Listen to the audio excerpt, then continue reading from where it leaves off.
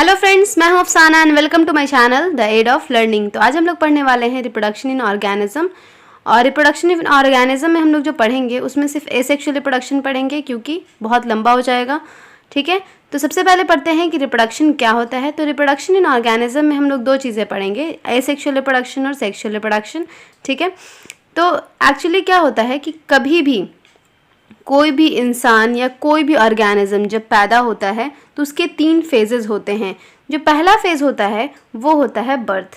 ठीक है, तो सबसे पहले बर्थ होता है, पैदा होगा, उसके बाद उसमें ग्रोथ होगी, है ना, और उसके बाद ग्रोथ होने के बाद उसमें क्या हो जाएगा, डेथ हो जाएगा, उसका डेथ हो जाएगा। और इसी को हम लोग क्या कहते हैं, लाइफ स्पैन कहते हैं। क्या कहते हैं, लाइफ स्पैन कहते हैं। ठीक है, किसी भी इंसान का जो जीवन होता है वो इसमें क्या होता है, पहले उसका जन्म होता है, फिर उसमें ग्रोथ होती है और फिर उसकी डेथ हो जाती है। ठीक है, तो आज हम लोग डिस्कस करेंगे कि जो लाइफ स्पैन एक्चुअली क्या होता है, कि जो लाइफ स्पैन होता है एक्चुअली एक साइकिल होता है। किसी भी ऑर्गेनिज्म का क्या होता है, साइकिल होता है, जिसमें बर्थ होता है, ग्रोथ होता है और फिर डेथ हो जाती है। ठीक है, तो जो पीरियड होता है बर्थ से लेकर के नेचुरल डेथ तक इसी को हम लोग क्या कहते हैं, लाइफ स्पैन कहते हैं। और लाइफ स्पैन जो डेथ होता है हर इंडिविजुअल का वो सर्टेन है। ये तो हर ने सुना होगा कि कोई भी इंसान या फिर कोई भी जीव यहाँ पर जीवित रहने के लिए नहीं आया। यहाँ पर कोई भी जीव जो है वो जिंदा नहीं रहता, उसको एक ना एक दिन ख़त्म होना है। तो कोई भी ऐसा इंडिविजुअल नहीं है जो कि इमॉर्टल हो except single cell organism. Reason ये है, उसका पेरेंट सेल तो ख़त्म हो जाता है, लेकिन रीज़न ये है कि वो खुद ही डिवाइड होकर के जो है वो 2 डॉटर सेल में, जैसे कि ये एक सिंगल सेल ऑर्गेनिज्म है, ठीक है, तो ये सिंगल सेल जो है वो डॉटर सेल ये खुद ही को डिवाइड करके बना देगा। इसी वजह से जो सिंगल सेल ऑर्गेनिज्म होते हैं वो उनको क्या कहते हैं, इमॉर्टल कहते हैं, क्योंकि वो खुद ही डिवाइड हो जाते हैं। ठीक है, अदरवाइज जो कोई भी इंडिविजुअल वो इमॉर्टल नहीं है। समझ आई बात? ठीक है, तो ये सारी चीज़ें जो है वो क्लियर हो जानी चाहिए कि सिर्फ सिंगल सेल ऑर्गेनिज्म को छोड़ करके जितने भी इंडिविजुअल है कोई भी ऐसा नहीं है जो कि इमॉर्टल हो। ठीक है, जो कोई भी अमर होने वाला जीव नहीं है दुनिया में। अब हम लोग देख लेते हैं कुछ एनिमल्स का जो कि एनसीईआरटी में दिया हुआ है। कुछ का जो है वो लाइफ स्पैन दिया हुआ है, कुछ का नहीं दिया हुआ है। जैसे कि एलिफेंट का जो लाइफ स्पैन होता है वो 60 to 70 ईयर्स होता है, रोज़ का 5 to 7 ईयर्स होता है, डॉग का 20 to 30 ईयर्स होता है, बटरफ्लाई का 1 to 2 वीक्स होता है, क्रो का 15 ईयर्स होता है, बनाना ट्री का 25 ईयर्स, पैरट का 140 ईयर्स होता है। ठीक है, उसके अलावा काऊ का 20 to 25 ईयर्स होता है, क्रोकोडाइल का 60 ईयर्स होता है, हॉर्स का 20 to 25 ईयर्स होता है, फ्रूट फ्लाइज का 4 to 6 वीक्स होता है, राइस प्लांट का 3 to 4 मंथ होता है, टॉर्टवाइज का 100 to 150 ईयर्स होता है और बैनियन ट्री का 200 से 500 ईयर्स होता है। ठीक है, तो अगर आप देखिएगा तो जो स्मॉल ऑर्गेनिज्म में जैसे कि इंसेक्ट्स वगैरह है उसका ज़्यादा दिन नहीं होता, ज़्यादा लाइफ स्पैन नहीं होता, वीक्स में ही होते हैं। ठीक है, और उसके अलावा जो मैमल्स हैं उसके थोड़े ज़्यादा होते हैं। ठीक है, मैमल्स हो गए या फिर एनिमेलिया का देख लीजिएगा तो एनिमेलिया का ऑलमोस्ट जो है वो ईयर्स में चले जाते हैं। ठीक है, तो ये चीज़ें प्लांट्स के तो बहुत ज़्यादा होते हैं, बैनियन ट्री का तो बहुत ज़्यादा ही होता है, 200 to 500 ईयर्स सबसे ज़्यादा इसी का होता है। फिर टॉर्टवाइज देख लीजिए 100 to 150 ईयर्स जो है वो ये ज़िंदा रहते हैं। ठीक है, तो ये एनिमल्स और उनके लाइफ स्पैन के बारे में मैंने सारा बता दिया, सारा जो डिटेल दे दिया है। ठीक है, अब हम लोग बात करते हैं रिप्रोडक्शन ऑर्गेनिज्म में रिप्रोडक्शन के डेफिनेशन का। तो रिप्रोडक्शन का डेफिनेशन हम लोग हमेशा से यही पढ़ते आ रहे हैं कि रिप्रोडक्शन क्या होता है। एक रिप्रोडक्शन जो है वो बायोलॉजिकल प्रोसेस होता है जहाँ पर ऑर्गेनिज्म जो होते हैं वो क्या करते हैं, वो यंग वन को प्रोड्यूस करते हैं। ठीक है, तो यंग वंस मतलब ऑफ स्प्रिंग, यंग वंस कुछ भी कह लीजिए, इनको प्रोड्यूस करते हैं। ठीक है, कोई भी पैरेंट जो ऑर्गेनिज्म होगा वो क्या प्रोड्यूस करेगा, यंग वंस को, ऑफ स्प्रिंग को प्रोड्यूस करेगा। ठीक है, और ऑफ स्प्रिंग कैसा होगा, ऑब्वियस सी बात है, पैरेंट जैसा होगा वैसा ही तो ऑफ स्प्रिंग होगा, सिमिलर टाइप के ऑफ स्प्रिंग होंगे। अब रिप्रोडक्शन में 2 तरह का रिप्रोडक्शन हमें पढ़ना है, एसेक्सुअल रिप्रोडक्शन और सेक्सुअल रिप्रोडक्शन। अब जहाँ पर जो है वो 2 पेरेंट इन्वॉल्व होंगे तो वहाँ पे वेरिएशन आ जाएगा, थोड़ा सा डिफरेंट, लेकिन ऐसा नहीं होगा कि बिल्कुल ही डिफरेंट। मान लो कि इंसान का बच्चा जो है वो जानवर बन गया, ऐसा तो बिल्कुल भी नहीं होगा, वो सेम टू सेम होंगे, यानी कि उनके हाथ, पाँव, सर, मुंह, कान एक जैसे होंगे, थोड़ा सा अपीयरेंस में डिफरेंस हो सकता है, अदरवाइज जो उनका जो स्ट्रक्चर होगा, शेप होगा, वो सेम होगा। ओके, तो जो ऑफ स्प्रिंग होते हैं वो ग्रो होते हैं, मैच्योर होते हैं, और उसके बाद फिर वो जो है वो पेरेंट बन जाते हैं, और पेरेंट के बाद फिर नए ऑफ स्प्रिंग का प्रोडक्शन करते हैं। यही तो होता है, एक इंसान पैदा होता है, वो ग्रो करता है, रिप्रोड्यूस करता है, और फिर दूसरा जो है जनरेशन पैदा होता है। नेक्स्ट जनरेशन पैदा होने के बाद फिर जो है वो दूसरा, फिर उससे जनरेशन पैदा होगा, और जो पेरेंट सेल होगा उसकी डेथ हो जाएगी। तो इसी तरह से दुनिया आज तक चलती आ रही है। पहले पेरेंट होगा, उसके बाद ऑफ स्प्रिंग, फिर ये ऑफ स्प्रिंग जो है वो उसका ऑफ स्प्रिंग होगा। तो इसी तरह जनरेशन टू जनरेशन अभी बहुत ज़्यादा जो है वो बहुत सारे लोग ज़िंदा हुए, फिर उनकी डेथ हो गई, फिर नए जो है जनरेशन पैदा हुए। अभी हम लोग पता नहीं कौन से जनरेशन में होंगे, ठीक है। तो बहुत ज़्यादा जो है वो इसी तरीके से एक पेरेंट से ऑफ स्प्रिंग बनता जाता है, और इसी तरह से दुनिया चलती रहती है, ठीक है। तो ये रिप्रोडक्शन है। रिप्रोडक्शन के थ्रू ही दुनिया जो है वो इतना आगे बढ़ पाई है, इतना लोग जो है वो ग्रो कर पाए, ठीक है। तो ऑफ स्प्रिंग ग्रो होते हैं, उसके बाद जो है वो मैच्योर होते हैं, और उसके बाद फिर वो नए ऑफ स्प्रिंग का प्रोडक्शन करते हैं। तो रिप्रोडक्शन सिंपली समझ में आ गया कि रिप्रोडक्शन का सिंपल मतलब है ये एक बायोलॉजिकल प्रोसेस है, ठीक है, जहाँ पर ऑर्गेनिज्म नए ऑर्गेनिज्म को या यंग वंस को जो क्या करते हैं, प्रोड्यूस करते हैं। और वो यंग वंस कैसे होने चाहिए, सिमिलर होने चाहिए जो पेरेंट सेल है उससे। ओके, और रिप्रोडक्शन क्या करता है, रिप्रोडक्शन एक्चुअली कंटिन्यूटी करता है किसी भी स्पेशीज़ का जनरेशन टू जनरेशन, ठीक है, जनरेशन आफ्टर जनरेशन। मैंने जैसे अभी बताया कि जो रिप्रोडक्शन होता है, रिप्रोडक्शन से ही जो है आज तक दुनिया में इंसान है। अब बहुत सारी ऐसी चीज़ें भी होती हैं जो एक्सटिंक्ट कर गई, है ना। तो बहुत सारे ऐसे ऑर्गेनिज्म, बहुत सारे ऐसे बर्ड्स, बहुत सारे ऐसे एनिमल्स जो है वो एक्सटिंक्ट कर गए। रीज़न ये हुआ कि उनका रिप्रोडक्शन नहीं हो पाया, ठीक है। उनका जो रिप्रोडक्शन है, उनका जो वैरायटी है, उनका जो स्पेशीज़ है वो लुप्त होता चला गया, एक्सटिंक्ट होता चला गया, जिसकी वजह से रिप्रोडक्शन उनमें नहीं हो पाया। और रिप्रोडक्शन नहीं होने की वजह से वो पूरा का पूरा जो है स्पेशीज़ ही लुप्त हो गया दुनिया से, ठीक है। जैसे डायनासोर है, डायनासोर का तो उसका अलग रीज़न है, वो रिप्रोडक्शन की वजह से नहीं हुआ, ठीक है। तो वो एक सडन फेनोमेना था जिसकी वजह से डायनासोर ख़त्म हुआ। लेकिन बहुत सारे ऐसे ऑर्गेनिज्म जैसे कि अभी हो रहा है, जैसे वाइट टाइगर है, वो धीरे धीरे जो है वो ख़त्म हो रहा है। या फिर ब्लैक डियर के बारे में अगर हम लोगों ने बहुत सुना होगा कि ब्लैक डियर, या फिर ब्लैक पैंथर के बारे में हम लोगों ने सुना होगा कि वो ये सारी चीज़ें बहुत ही रेयरली अब मिलती हैं, ठीक है। रीज़न क्या है, वो रिप्रोड्यूस नहीं कर पा रहे हैं ज़्यादा, इसी वजह से क्या हो रहा है, उनका जो प्रजाति है वो ख़त्म होता चला जा रहा है, सही है। और दूसरी बात यह है कि जिसका रिप्रोडक्शन ज़्यादा होता है वो ही जो है वो ज़्यादा टाइम तक सर्वाइव कर पाता है, सही है। तो रिप्रोडक्शन एक्चुअली क्या होता है कि रिप्रोडक्शन में दो तरह का रिप्रोडक्शन हम लोगों ने पढ़ा, सेक्सुअल रिप्रोडक्शन और एसेक्सुअल रिप्रोडक्शन। तो ये दोनों किस पे बेस होता है कि या फिर एक ऑर्गेनिज्म का पार्टिसिपेशन हो सकता है, या फिर दो ऑर्गेनिज्म का पार्टिसिपेशन होगा। तो उसके बेसिस पे रिप्रोडक्शन को बांटा जाता है, और ये जो होते हैं वो दो तरह के होते हैं। एसेक्सुअल रिप्रोडक्शन जिसमें सिर्फ एक ऑर्गेनिज्म का इन्वॉल्वमेंट होता है, और जो सेक्सुअल रिप्रोडक्शन होता है उसमें दो ऑर्गेनिज्म का इन्वॉल्वमेंट होता है, ठीक है। तो सबसे पहले हम लोग बात करेंगे एसेक्सुअल रिप्रोडक्शन की, और आज का जो पूरा टॉपिक है वो एसेक्सुअल रिप्रोडक्शन पे बेस्ड है। तो एसेक्सुअल रिप्रोडक्शन क्या होता है, एसेक्सुअल रिप्रोडक्शन में सिंपली क्या होता है, जो ऑफस्प्रिंग होता है उसका एक सिंगल पेरेंट होता है, सिर्फ एक सिंगल पेरेंट होगा, ठीक है।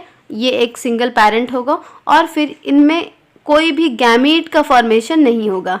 क्या नहीं होगा, गैमीट का जो फॉर्मेशन है वो नहीं होगा, ठीक है, विथ और without the involvement of gamete formation. तो यहाँ पे विथ और विदाउट के बारे में हम थोड़ा सा बता देते हैं कि विद और विदाउट क्यों लिखा है एनसीईआरटी में। विदाउट इन्वॉल्वमेंट ऑफ गैमेट तो आपको पता है कि इसमें गैमेट जो है वो इन्वॉल्व नहीं होता, लेकिन विथ इन्वॉल्वमेंट ऑफ गैमेट अगर बात करें तो विथ इन्वॉल्वमेंट ऑफ गैमेट में देखिएगा कि जो अमीबा होता है, जब अमीबा जो है वो छोटे छोटे स्पोर्स का फॉर्मेशन करता है, छोटे छोटे स्पोर्स का फॉर्मेशन करता है, उसी को हम लोग गैमेट कहते हैं। ये एक्चुअली में गैमेट नहीं होता, ये याद रखिएगा, ये एक्चुअल गैमेट नहीं होता, बस इस स्पोर्स को हम लोग गैमेट की तरह देखते हैं, और गैमेट इसको कहते हैं, ठीक है। तो ये बेसिकली ये होता है, ठीक है। और ये ऐसे ही रिप्रोडक्शन को हम लोग क्या कहते हैं, एसेक्सुअल रिप्रोडक्शन कहते हैं। और उसके बाद सेक्सुअल रिप्रोडक्शन की बात करें तो सेक्सुअल रिप्रोडक्शन जो है वो जब दो पेरेंट जो होते हैं वो पार्टिसिपेट करते हैं रिप्रोडक्टिव प्रोसेस में, ठीक है। और दो पेरेंट कैसे होने चाहिए, अपोजिट सेक्स के होने चाहिए, यानी एक मेल और एक फीमेल होना चाहिए, ठीक है, एक मेल और एक फीमेल होगा तभी जो है वो सेक्सुअल रिप्रोडक्शन होगा, ठीक है। और इसमें जो है वो इन्वॉल्व होता है fusion of male and female gamete. तो मेल और फीमेल गैमिट का फ्यूजन होता है, उसी को हम लोग क्या कहते हैं, सेक्सुअल रिप्रोडक्शन कहते हैं। सेक्सुअल रिप्रोडक्शन सबको पता है। उसके बाद फिर हम लोग एसेक्सुअल रिप्रोडक्शन की बात करें तो एसेक्सुअल रिप्रोडक्शन में क्या होता है, एक सिंगल इंडिविजुअल होता है, पेरेंट सेल होता है, जो कि कैपेबल होता है ऑफस्प्रिंग प्रोड्यूस करने के, ठीक है। ये है डॉटर सेल। तो इसमें बेसिकली क्या होता है कि जो ऑफस्प्रिंग होता है वो आइडेंटिकल होता है। ये देखिए अमीबा में भी देखिएगा तो अमीबा में भी जो है वो ये जो ऑफस्प्रिंग है, जो डॉटर सेल है, वो बिल्कुल क्या है, एग्जैक्ट कॉपी है, ठीक है, आइडेंटिकल कॉपी है। समझ आई बात। तो ये एक्चुअली एसेक्सुअल रिप्रोडक्शन में क्या होता है, कोई भी वेरिएशन नहीं होता, बिल्कुल सेम टू सेम जो कॉपी होगी वही सेम टू सेम जो है वो डॉटर सेल बन जाएगा, एग्जैक्ट कॉपी बन जाएगा। और एग्जैक्ट कॉपी को हम लोग क्या कहते हैं, एग्जैक्ट कॉपी को हम लोग क्या कहते हैं, क्लोन कहते हैं, ठीक है। बिल्कुल क्लोन, एक जैसा, बिल्कुल क्लोनिंग जिसको कहते हैं, ठीक है। तो यहाँ पे सवाल एनसीईआरटी में जो है वो ये है कि are this offspring likely to be genetically identical और डिफरेंट। तो बिल्कुल ये जो है वो आइडेंटिकल होता है, जेनेटिकली आइडेंटिकल होता है, बिल्कुल सेम टू सेम, कोई भी वेरिएशन नहीं होता है। वेरिएशन क्यों नहीं होगा, रीजन ये है कि सिंगल पेरेंट इन्वॉल्व है। अब सिंगल पेरेंट में बताइए क्या वेरिएशन होगा, जो ये है वही सेम टू सेम ये तो हो जाएगा ना। अगर दो है, अगर दो पेरेंट है तभी तो इसका जीन कुछ अलग अलग होगा, ये दोनों मिक्सअप होगा, तब जो दूसरी चीज बनेगी, जो डॉटर सेल बनेगा, वो थोड़ा डिफरेंट हो सकता है। लेकिन जब अगर एक पेरेंट इन्वॉल्व है तो वहां पर क्या होगा, वहां पे सिर्फ और सिर्फ एक ही जैसा आइडेंटिकल कॉपी, और वो जेनेटिकली आइडेंटिकल होगा, ठीक है। उसके बाद बात करते हैं, मैंने जैसे अभी बताया कि जो आइडेंटिकल कॉपी होते हैं, जेनेटिकली आइडेंटिकल और मॉर्फोलॉजिकली भी आइडेंटिकल होते हैं। देखिए ये शेप भी सेम है और इसका जीन भी बिल्कुल सेम होगा, इसी को हम लोग क्या कहते हैं, क्लोन कहते हैं। तो क्लोन किसको कहते हैं, क्लोन याद रखिएगा, क्लोन उसको कहते हैं जो कि पेरेंट्स से अगर डॉटर सेल बनता है तो वो मॉर्फोलॉजिकली आइडेंटिकल भी होगा और जेनेटिकली आइडेंटिकल भी होगा। सिर्फ पेरेंट्स से नहीं, अगर कोई एक डॉटर सेल है और दूसरा सेल है, ठीक है, ये सेल और ये सेल जो है वो अगर जेनेटिकली और मॉर्फोलॉजिकली बिल्कुल सेम टू सेम होगा तो उसको क्या कहेंगे, क्लोन कहेंगे, ठीक है। समझ आ गई बात। अब नेक्स्ट आता है जो सेक्सुअल रिप्रोडक्शन है, उसको हम लोग कॉमनली कैसे डिफाइन करते हैं। तो सेक्सुअल रिप्रोडक्शन सबसे पहले पता है कि सिंगल सेल ऑर्गेनिज्म में होता है, सिर्फ सिंगल सेल ऑर्गेनिज्म में, ठीक है। और कुछ प्लांट्स और एनिमल्स में भी होता है, जो कि बहुत ही जिनका सिंपल ऑर्गेनाइजेशन होता है। समझ आ गई बात। तो प्लांट्स और एनिमल्स में जिसका बिल्कुल सिंपल ऑर्गेनाइजेशन होगा उसमें क्या होगा, एसेक्सुअल रिप्रोडक्शन होगा। लेकिन जो मोर जो होगा वो किस में होगा, सिंगल सेल ऑर्गेनिज्म में होगा। समझ आ गई बात। प्रोटिस्टा और मोनेरा में भी होता है। प्रोटिस्टा और मोनेरा में क्या होता है, जो पेरेंट सेल होते हैं वो डिवाइड करते हैं माइटोसिस से, ठीक है, और माइटोसिस से डिवाइड होने के बाद दो नए इंडिविजुअल का फॉर्मेशन करते हैं। समझ आई बात। तो प्रोटिस्टा और मोनेरा में भी तो हम लोग एक एक करके देखेंगे, अभी हम लोग सिर्फ इसका डेफिनेशन पढ़ रहे हैं कि किस में होता है। तो याद रखिएगा, फर्स्ट है सिंगल सेल ऑर्गेनिज्म में होता है, दूसरा जो है वो प्लांट और एनिमल में भी होता है, लेकिन उस प्लांट और एनिमल में होगा जिसका सिंपल ऑर्गेनाइजेशन होगा, ठीक है। और प्रोटिस्टा में भी होता है। मोनेरा तो सिंगल सेल होता ही है, तो प्रोटिस्टा भी यूनिसेलुलर होता है और यूकैरियोटिक होता है। तो ये दोनों तो यूनिसेलुलर है ही, यानी सिंगल सेल है ही, लेकिन साथ साथ प्लांट्स और एनिमल्स में भी होंगे। समझ आ गई बात। तो ये याद रखिएगा। और तो यहाँ पे जो ऑर्गेनिज्म होता है वो सेल डिवीजन अपने आप में करते हैं, ठीक है, और ये जो है वो एक तरह का मोड ऑफ रिप्रोडक्शन है। अब हम लोग एक क्लास में बांट लेते हैं, जैसे इसको तीन क्लासेस इसका मेन क्लास होता है। एक यूनिसेलुलर ऑर्गेनिज्म है और एक मल्टीसेलुलर ऑर्गेनिज्म है। तो यूनिसेलुलर ऑर्गेनिज्म में दो चीजें आती है, मोनेरा आता है और प्रोटिस्टा आता है, ठीक है। तो यूनिसेलुलर ऑर्गेनिज्म तो पता है, मोनेरा जो है वो प्रोकैरियोटिक होता है यूनिसेलुलर, और प्रोटिस्टा जो होता है वो क्या होता है, यूनिसेलुलर यूकैरियोटिक होता है।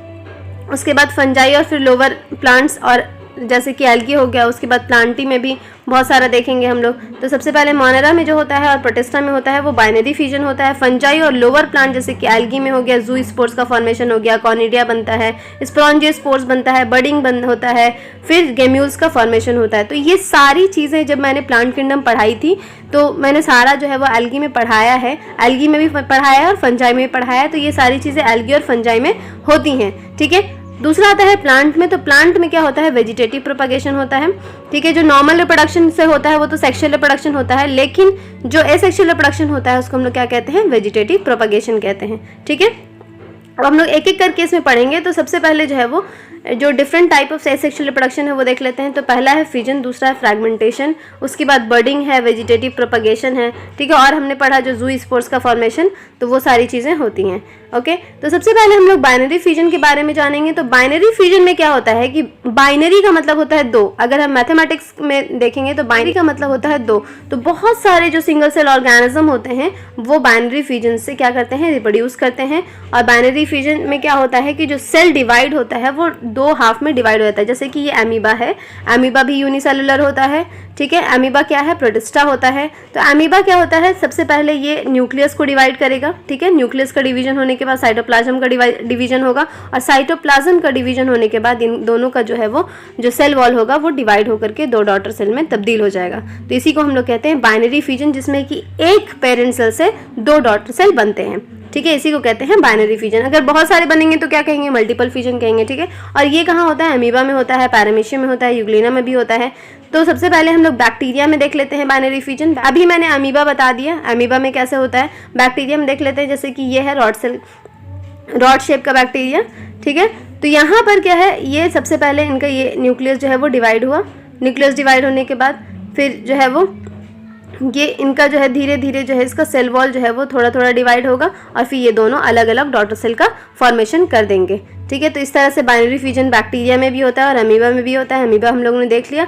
दूसरा जो आता है यूग्लिना और पैरामीशियम, ये दोनों जो है वो क्या है, प्रोटिस्टा है। तो यूग्लिना में जो बाइनरी फिजन होता है वो इस तरह का होता है। जैसे हम लोगों ने बाइनरी फिजन अगर अमीबा और इसमें देखिएगा, बैक्टीरिया में देखिएगा, तो उसमें ऐसे हाफ हाफ हो रहा है। यहाँ पे देखिएगा लॉन्गिट्यूडनल टाइप का डिवीजन हो रहा है। तो यहाँ पे ये यूग्लिना इस तरह का होता है ना। तो यहाँ पर सबसे पहले ये दो फ्लैजिला इसमें बनता है, ठीक है। दो फ्लैजिला बनने के बाद इसका जो ये है सेल वॉल है, ये इस तरीके से लॉन्गिट्यूडनली जो है वो डिवाइड करेगा, और फिर धीरे धीरे धीरे धीरे ये अपने सेल वॉल को अलग कर लेगा, और फिर ये दो डॉटर जो है वो यूग्लिना बन जाएगा, सही है।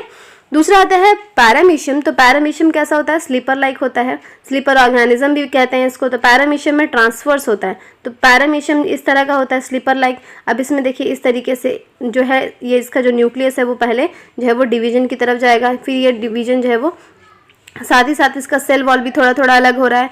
तो ये जैसे न्यूक्लियस फिर अलग हो गया, फिर उसका सेल वॉल, ये दोनों जो है वो अलग हो जाएगा। तो इस तरीके से पैरामीशियम में डिवीजन होता है। इसको हम लोग क्या कहते हैं, ट्रांसवर्स डिवीजन कहते हैं, ठीक है। तो याद रखिएगा, यूग्लिना में लॉन्गिट्यूडनल डिवीजन होता है, पैरामीशियम में कैसा होता है, ट्रांसफर डिवीजन होता है, ट्रांसफर फिशन होता है। इंसिस्टेशन क्या होता है, इंसिस्टेशन एक्चुअली अनफेवरेबल कंडीशन में होता है। जब भी अनफेवरेबल कंडीशन आता है अमीबा के लिए, तो वहाँ पे क्या होता है कि अमीबा जो है वो अपना सीडोपोडिया क्या करता है, विड्रॉ कर लेता है। अब अमीबा कैसा होता है, इस तरीके का होता है। अब इस तरह का होता है, ये सीडोपोडिया बना होता है। तो ये अपना सीडोपोडिया विड्रॉ करके इस तरीके से हो जाएगा, ठीक है। अब इसमें क्या होगा, ये अमीबा जो है वो सीडोपोडिया विड्रॉ कर चुका है। अब इसमें क्या होगा कि लेयरिंग, ये कवरिंग हो जाएगा, ये सिक्रीट करेगा 3 लेयर, 3 हार्ड कवर जो होगा सिक्रीट करेगा, और इस तरीके से सिस्ट का फॉर्मेशन करेगा। इसी को कहते हैं इंसिस्टेशन। और ये कब होता है, ये होता है अनफेवरेबल कंडीशन में, ठीक है। सबसे पहले अमीबा जो है वो सीडोपोडिया को विड्रॉ करेगा, उसके बाद जो है वो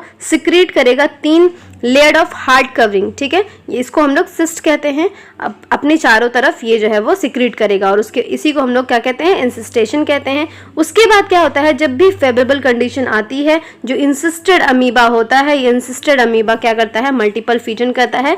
मल्टीपल फिजन करने के बाद क्या करता है, ये बहुत सारे जो है वो छोटे छोटे अमीबा का फॉर्मेशन करेगा, ठीक है। और इस माइन्यूट अमीबा को, जो छोटा छोटा अमीबा है यहाँ पर, इस माइन्यूट अमीबा को हम लोग क्या कहते हैं, स्यूडोपोडियोस्पोर्स कहते हैं, ठीक है। और स्यूडोपोडियोस्पोर्स क्या होता है, क्योंकि फेवरेबल कंडीशन आ चुकी है तो बर्स्ट ये हो जाता है, सिस्ट जो होता है वो बर्स्ट हो जाता है, और स्पोर्स जो होते हैं वो बाहर निकल जाते हैं। और स्पोर्स बाहर निकलने के बाद फिर ये नया अमीबा का फॉर्मेशन हो जाता है, ठीक है। ये इस तरीके से नॉर्मल ये अमीबा का फॉर्मेशन हो जाएगा। इसको कहते हैं स्पोरुलेशन। स्पोरुलेशन क्यों कहा इसने, स्पोरुलेशन इसलिए कहा गया क्योंकि जो छोटे छोटे जो स्पोर्स हैं, ठीक है, ये जो छोटे स्पोर्स हैं, ये इससे अमीबा का फॉर्मेशन हुआ, तो इसी को कहते हैं, क्या कहते हैं, स्पोरुलेशन कहते हैं। तो इंसिस्टेशन और स्पोरुलेशन समझ में आ गया। दूसरा जो आता है वो बडिंग आता है। तो बडिंग क्या होता है, बडिंग एक्चुअली ईस्ट में भी होता है, हाइड्रा में भी होता है। हाइड्रा में भी बडिंग हम लोग देखेंगे, ठीक है।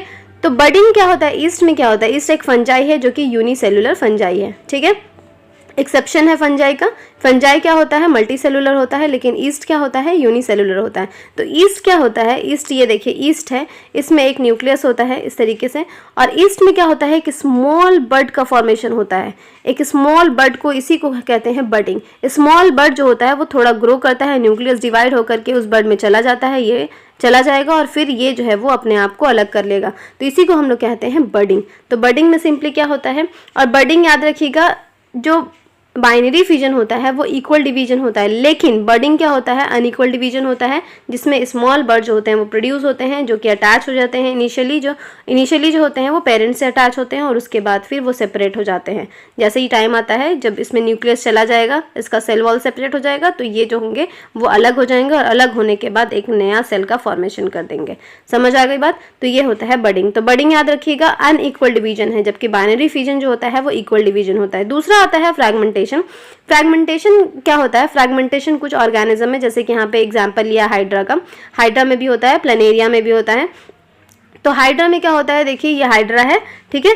तो ये हाइड्रा में जैसे कि मान लीजिए कि यहाँ पे ये टूट गया, ये देखिए ये टूट गया, और ये टूटने के बाद ये वाला पार्ट भी नया हाइड्रा का फॉर्मेशन कर देगा, ये वाला पार्ट भी, इसमें भी जो है वो ये वाले पार्ट में, एक सेकेंड, ये जो पार्ट है, ऊपर वाला जो पार्ट आपको दिखाई दे रहा है, ऊपर वाले पार्ट में नीचे वाला पार्ट ग्रो हो जाएगा, और नीचे वाले पार्ट में ऊपर वाला पार्ट ग्रो हो जाएगा, और ग्रो होने के बाद ये फिर बड़ा सा हाइड्रा बन जाएगा, ये ठीक है।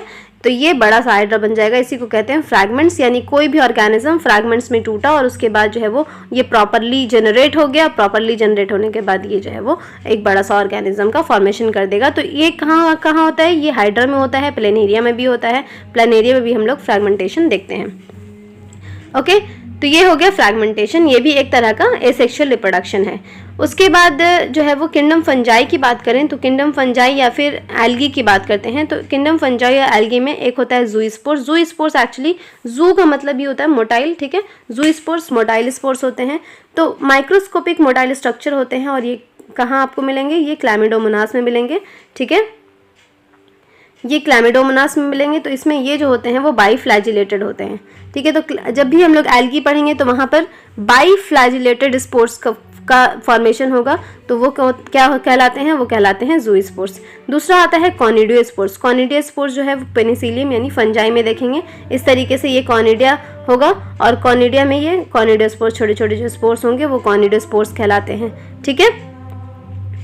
और तीसरा जो होता है वो होता है बर्ड्स, जो कि हाइड्रा में बडिंग, मैंने बताया कि हाइड्रा में बडिंग भी होता है।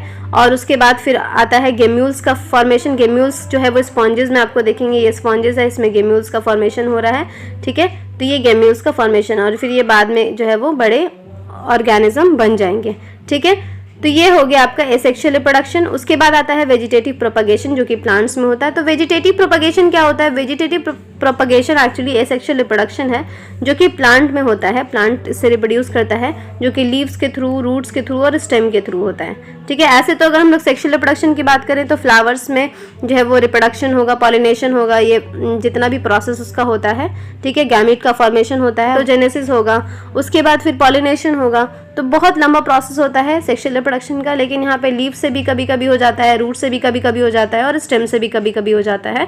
तो प्लांट में भी होता है सेक्सुअल रिप्रोडक्शन, इसको हम लोग वेजिटेटिव प्रोपगेशन कहते हैं, ठीक है। तो प्लांट में देख लेते हैं। प्लांट में वेजिटेटिव प्रोपगेशन जो अंडरग्राउंड स्टेम में अगर हम लोग देख लें तो अंडरग्राउंड स्टेम में राइजोम्स होते हैं, कॉम्स होते हैं, ट्यूबर्स होते हैं और बल्ब्स होते हैं। तो एक एक करके देख लेते हैं। जो राइजोम्स होते हैं, ये देखिए राइजोम्स किस में होते हैं, जिंजर में होता है, टर्मरिक में होता है और बनाना में होता है। तो ये जिंजर है, ठीक है। ये जो यहाँ पे स्ट्रक्चर होता है, इसको अगर हम लोग काट के लगा देते हैं तो फिर वो एक नया प्लांट का फॉर्मेशन कर देता है। और उसी तरीके से यहाँ पर ये जो है वो टर्मरिक है, टर्मरिक में भी सेम टू सेम वैसा ही होता है। अगर टर्मरिक को जो है वो रॉ में देखिएगा, ठीक है, तो वो बिल्कुल जिंजर जैसा दिखेगा, ठीक है, बस वो येलो ज़्यादा होता है, ठीक है। जिंजर येलो नहीं होता ना, तो टर्मरिक येलो होता है, ओके।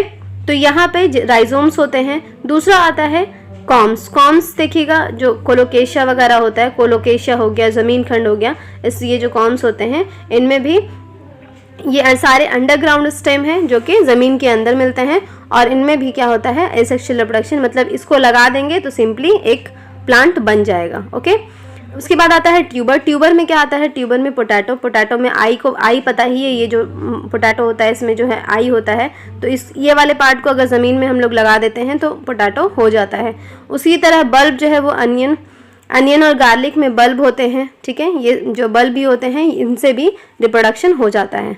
ओके, उसके बाद आता है सब एरियल स्टेम में। जो सब एरियल स्टेम होता है यानी पूरा एयर में नहीं होता, ज़मीन से ऊपर होता है, ये देखिए।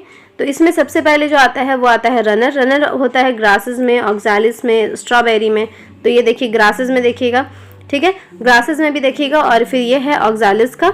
तो इसमें क्या होता है, बस ये जो है वो इस तरीके से फैलता जाता है, फिर यहाँ पर आएगा, ऐसे रन करेगा, उसके बाद फिर यहाँ पे बन जाएगा एक प्लांट, फिर यहाँ पे ऐसे रन करेगा, फिर एक प्लांट बन जाएगा। इसी तरीके से, इसी वजह से जो है वो ग्रासेस देखिएगा कितना घना होता है, ठीक है।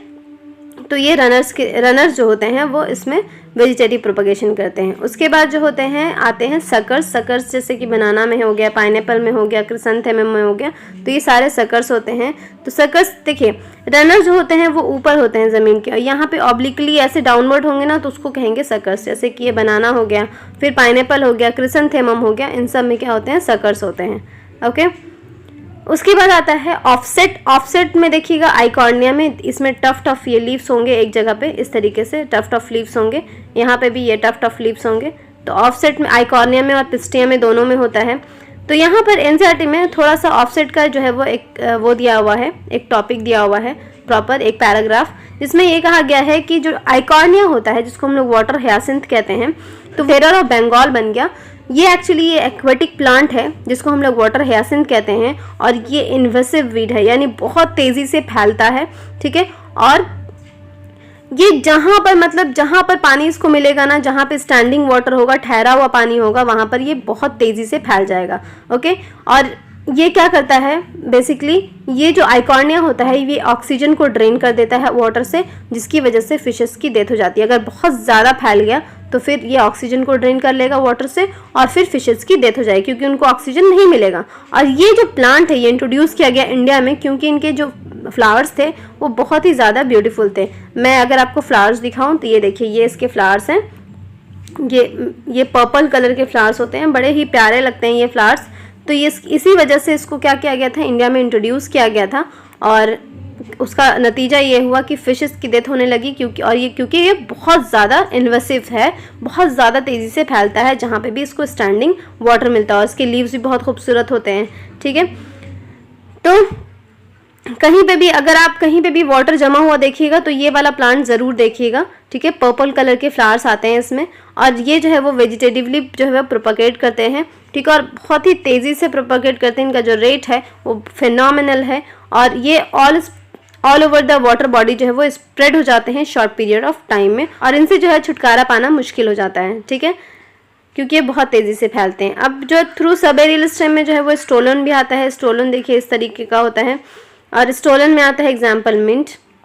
उसके बाद एरियल स्टेम में अगर हम लोग देखेंगे तो बल्बिल, ये सारे जो एग्जाम्पल्स हैं एनसीईआरटी में, तो बल्बिल में एग्जाम्पल है एगेव, ये है। और उसके बाद स्वीट पोटैटो है और डहेलिया है, ये दो एग्जाम्पल है रूट से जो वेजिटेटिव प्रोपगेशन होता है उसका। और उसके बाद जो है वो वेजिटेटिव प्रोपगेशन बाय नोड्स, जिसमें है शुगर केन। शुगर केन में क्या होता है, ये जो नोड वाला पार्ट है इसको जो है वो हॉरिजॉन्टली ज़मीन में कर देते हैं, और फिर इससे एक नया प्लांट बन जाता है, ठीक है, एक नया शुगर केन का स्टेम बन जाता है। तो ये भी बेसिकली वेजिटेटिव प्रोपगेशन है, जिसमें नोड से ही क्या हो जाता है, नोड से ही प्रोपगेशन हो जाता है, ठीक है। जब क्या करते हैं, नोड्स को क्या करते हैं, डैम सॉइल में जो है वो उसके कांटेक्ट में रखते हैं, और फिर वहाँ से नीचे की तरफ जो बन जाएगा वो रूट बन जाएगा, ऊपर की तरफ जो बन जाएगा वो स्टेम बन जाएगा, ठीक है। और उसके बाद आता है एडवेंटिशियस बर्ड्स से जो फॉर्मेशन होता है। लीव्स में क्या होते हैं, एडवेंटिशियस बर्ड्स का फॉर्मेशन होते हैं इस तरीके से, और फिर ये जब ड्रॉप हो जाते हैं इससे तो फिर एक नए प्लांट का फॉर्मेशन करते हैं। तो ये एडवेंटिशियस बर्ड जो होते हैं वो नॉचेस पे अराइज होते हैं, जो लीव का मार्जिन होता है उसके नॉचेस पे अराइज होते हैं ये एडवेंटिशियस बर्ड। और ये इसका एग्जाम्पल है ब्रायोफाइलम। ब्रायोफाइलम में ऐसा ही होता है, मार्जिन ऑफ लीव्स के नॉच पे क्या होता है, बर्ड्स का फॉर्मेशन होता है जो कि एडवेंटिशियस बर्ड कहलाता है, और यही जो होते हैं ये यहाँ से गिरेंगे और फिर नए प्लांट का फॉर्मेशन कर देंगे। जो एनसीईआरटी में एसेक्सुअल रिप्रोडक्शन है ये पूरा मैंने कवर कर लिया है। आई होप आपको समझ में आया, और वीडियो अच्छी लगेगी तो लाइक कीजिएगा, शेयर कीजिए, सब्सक्राइब कीजिएगा। Thanks for watching my video. Bye bye, Allah Hafiz.